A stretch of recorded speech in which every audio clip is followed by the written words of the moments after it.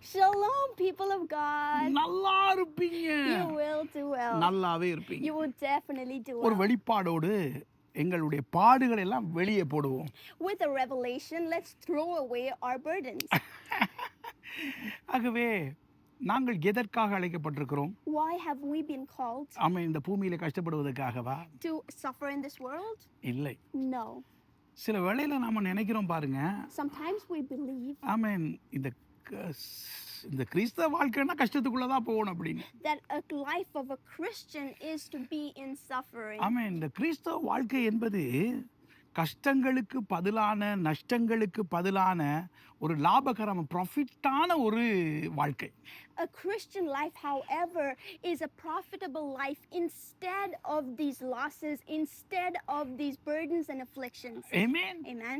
நல்ல ஒரு லாபகரமான ஒரு வாழ்க்கை. It is a very profitable life. ஆமென். எப்பொழுதெல்லாம் நாங்கள் தேவனுக்கு லாபத்தை கொண்டு வர வேண்டும் என்று நினைக்கின்றோமோ, Whenever we think that we must bring God a profit, தேவனோடு கூட நாங்களும் அந்த லாபத்துக்குள்ளே நாங்கள் பயணம் செய்கின்றோம். but we along with God are traveling in that profit. Amen. Amen. அப்ப நம்ம தேவ ராஜ்யத்தில் நம்ம வாழும் பொழுது, ராஜ்யத்துக்கு நல்லது செய்யும் பொழுது, நாங்கள் ராஜ்யத்துக்குள்ளே இருக்கிற ராஜாவின் பிள்ளைகளாக இருக்கிற நாங்களும் அந்த நன்மைகளை அனுபவிக்கின்றோம். When we do something that's profitable to the kingdom of God, we as children of the King are experiencing or tasting of those goodness. ஆமென். அவருக்கு எவைகள் எல்லாம் சொந்தமோ, Whatever belongs to Him அவைகள் எங்களுக்கும் சொந்தமாக இருக்கிறது. belong to us as well. இப்ப சில பேர் எல்லாம் நினைக்கிறோம் வந்துட்டு நாம இந்த பூமியில வந்துட்டு வேதனை உள்ள வாழ்க்கையை வாழ்ந்தே ஆகணும் அப்படின்னு. Sometimes we believe that in this world we must suffer and live. ஆமென். ஆனால் கர்த்தருடைய வேதம் எங்களுக்கு சொல்லுகிறது,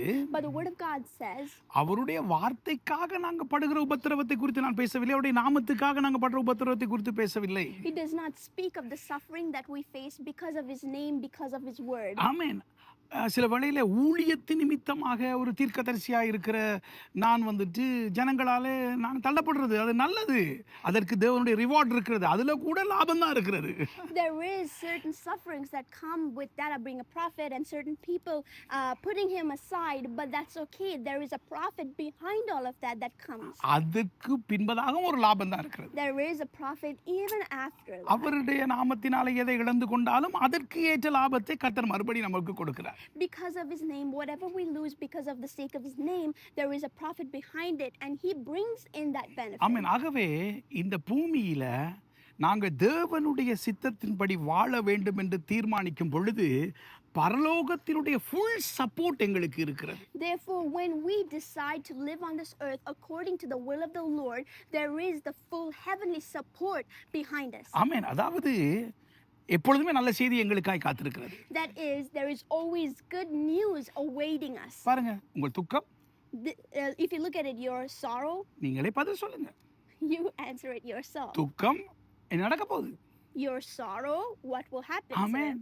அப்படியா இருந்தால் நாங்கள் அவரை சந்திக்கும் பொழுதும் அவர் எங்களை சந்திக்கும் பொழுதும் எங்கள் துக்கம் நீங்களே சொல்லுங்க. So therefore, when we meet Him and He meets us, our sorrows will be turned into, you fill in the blank. ஆமென். இயேசு கிறிஸ்து அப்படி சொல்லி இருக்கிறார் பாருங்க. Jesus Christ said this. ஆமென். நம்மளுடைய வாழ்க்கை என்பது வித்தியாசமாக இருக்க வேண்டும். Our lives need to be different. ஆமென். பாடுகள் என்பது நம்ம வாழ்க்கையில வந்து பாட்டுக்களாக மாறும். All our pain or sufferings will be turned into songs. Amen. Amen. Amen. Amen. Amen. சொல்லுங்க சரோஜா, சொல்லுங்க ஆமென். Everybody say amen. ஆமென். நாம் இதை அறிந்து கொள்வது ரொம்ப முக்கியம். This is very important for you to know. ஆகவே நம்ம வாழ்க்கையில சிலுவை என்பது என்ன என்பதை குறித்து நாளைக்கு நான் உங்களுக்கு சொல்லிக் கொடுக்க That விரும்புகிறேன். I would like to teach to you what the cross means in your life. சாபம் என்றால் என்ன நான் அடிக்கடி சொல்லியிருக்கிறேன், மறுபடியும் புதிய ஆட்களுக்காக சொல்லுகிறேன்.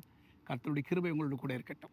We've already learned on what the curse is earlier, but He's saying this to whoever's watching new, and we will learn on the cross tomorrow. May the grace of God be with you all. நல்லா இருப்பீங்க. You will do well. நல்லாவே You இருப்பீங்க. will definitely do well. பரலோக தகப்பனே, Heavenly Father, கேட்டுக்கொண்டிருக்கிற ஒவ்வொருவருடைய to everybody that's listening, சந்தோஷத்திற்கு, for their joy, சமாதானத்துக்கு, for their peace, நல்ல வாழ்வுக்கு for their good life, நீர் சிலுவையிலே மரித்தபடியினால் ஸ்தோத்திரம். we thank you for you died on the cross for it. வெற்றியை காண்பார்களாக. Let them see a victory. ஆமென். உம்முடைய இரக்கம் எங்களோடு கூட இருக்கட்டும். Let your mercies be with us. யெஷுவாவின் நாமத்திலே பிதாவே. In the name of Yeshua. Amen. Amen. நாளைய தினம் சிலுவை என்றால் என்ன என்பதை சொல்லிக் கொடுக்க விரும்புகிறேன். நல்லா இருப்பீங்க. That I would like to teach us what the cross is. Tomorrow you will do well. Bye bye. God bless you. Bye everybody.